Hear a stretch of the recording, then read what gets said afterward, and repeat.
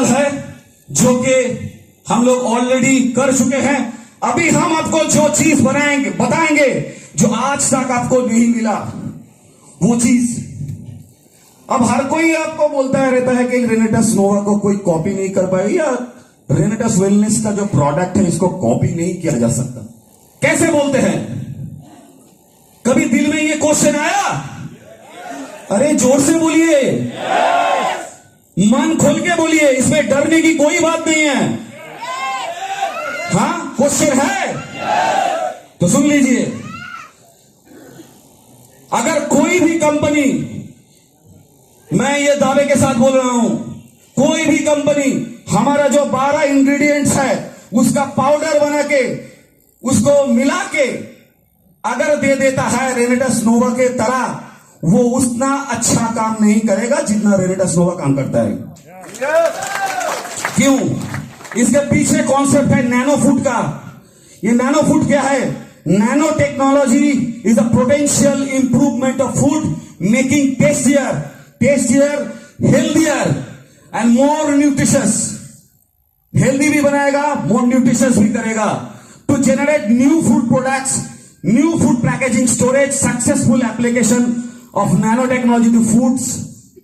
Nanotechnology can be enhance the food flavor, texture to reduce the fat content.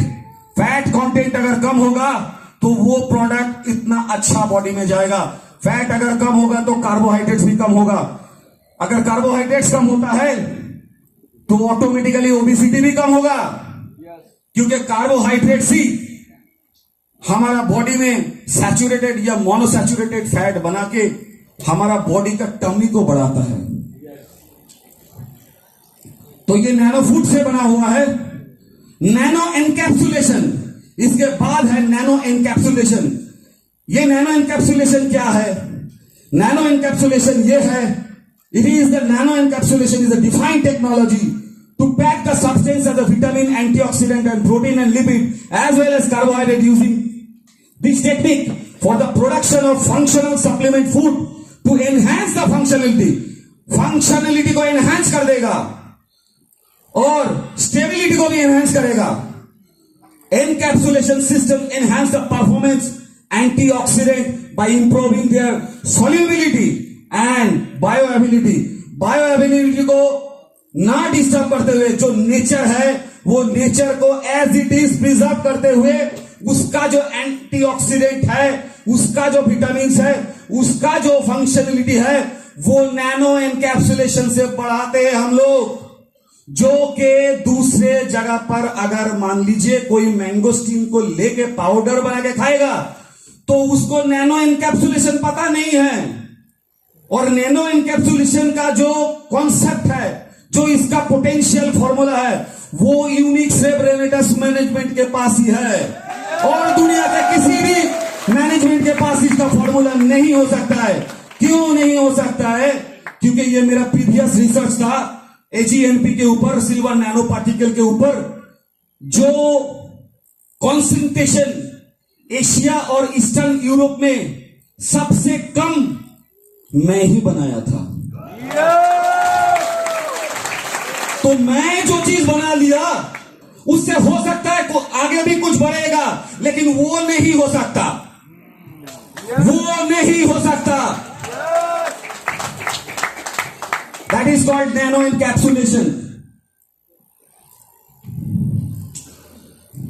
इसके बाद nano encapsulation in probiotics and prebiotics. आपने Jain pro के बारे में सुना है ना? जैन प्रो में प्रीबायोटिक्स एंड प्रोबायोटिक्स यूज किया हुआ है along with the nano encapsulation of probiotics and prebiotics। इसमें क्या है? मोटा मोटा शब्दों में समझिए, ये प्रीबायोटिक्स और प्रोबायोटिक्स, अगर कोई भी प्रीबायोटिक्स प्रोबायोटिक्स प्रोटीन बनाता है तो उससे कई गुना ज्यादा काम करेगा, स्टेबिलिटी से काम करेगा और साइड बाय साइड इफेक्ट नील हो जाएगा। अगला जो टेस्ट का बात है वो अगर आप बोलेंगे तो बड़ा कमा सकता है, उसमें कोई टेंशन लेने की बात नहीं है, लेकिन ये चीज बरकरार रहेगा। उसके बाद nano centralised nano size self assembled liquid structure. हम लोग इसको लिक्विड स्ट्रक्चर में डेवलप कर दिया।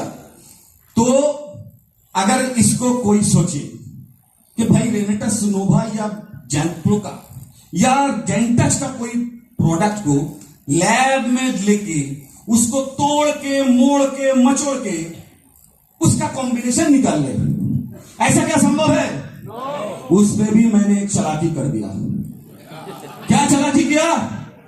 जब भी उसको डालने के लिए डालोगे तो उसको थोड़ा ही सिचुएशन में, प्रोसेस में चेंज होने से ये ऑटोमेटिक डिस्ट्रॉय हो जाएगा। ये ऑटोमेटिक डिस्ट्रॉय हो जाएगा। तो इससे आगे कुछ नहीं मिलेगा, घंटा मिलेगा, घंटा।